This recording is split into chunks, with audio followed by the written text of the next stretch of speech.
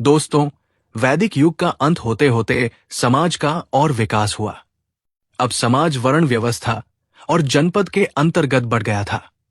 वर्ण व्यवस्था के अंतर्गत समाज अब ब्राह्मण, क्षत्रिय, वैश्य और शूद्र इन 4 वर्णों में बंट चुका था। जनपदों का विस्तार हुआ। यही जनपद धीरे धीरे महाजनपद में बदल गए और महाजनपद काल की शुरुआत हुई। प्राचीन भारत में 16 महाजनपदों का वर्णन किया गया है।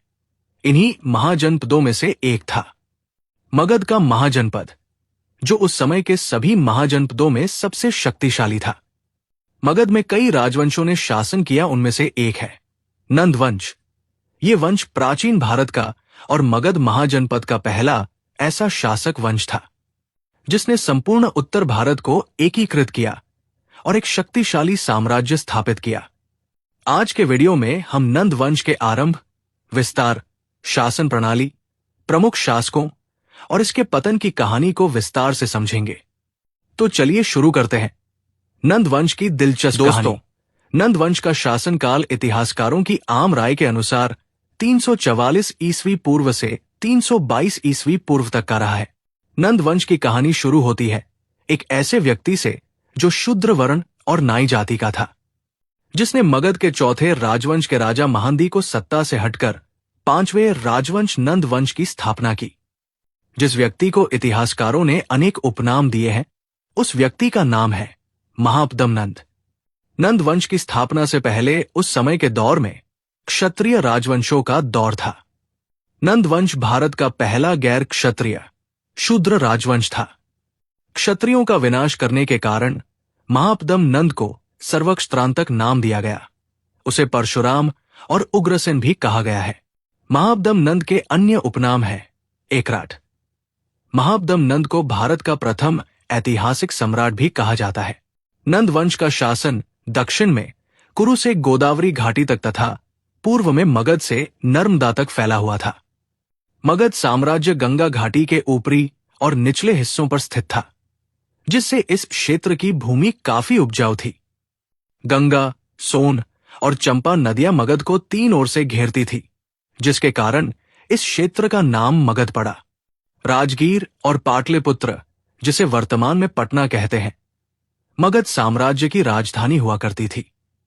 महापद्म नंद के 9 पुत्र थे, जिन्हें नवनंद कहा जाता है, जिन्होंने महापद्म नंद के बाद नंद वंश पर शासन किया।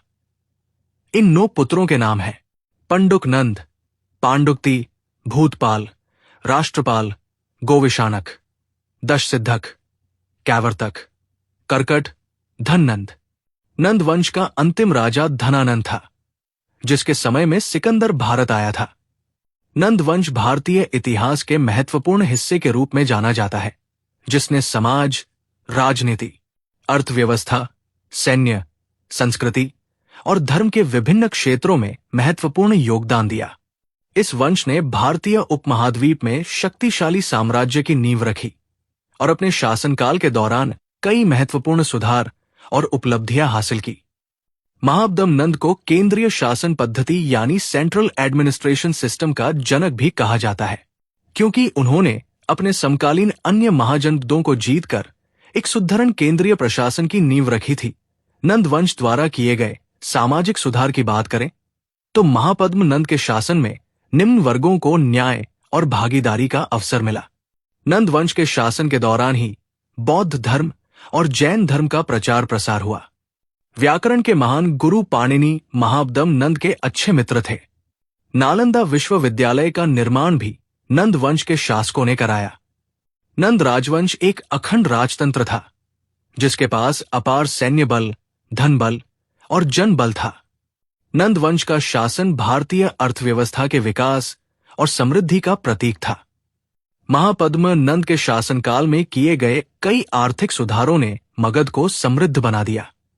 महापद्म नंद ने राज्य के भीतर और बाहर व्यापार को बढ़ावा देने के लिए व्यापारिक मार्गों की सुरक्षा सुनिश्चित की।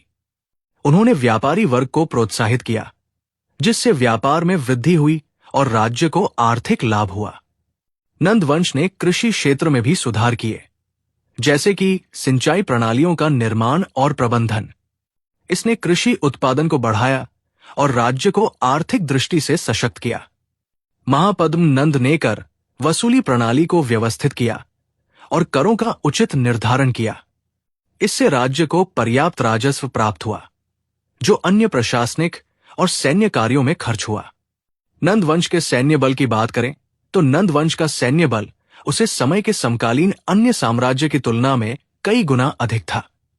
नंद वंश की सेना में 2 लाख पैदल सैनिक, 20,000 घुड़सवार, 2,000 महारथी और 3,000 युद्ध हाथी थे। सिकंदर भी इतनी बड़ी सेना से टक्कर लेने का साहस नहीं कर सका और उसे वापस जाना पड़ा।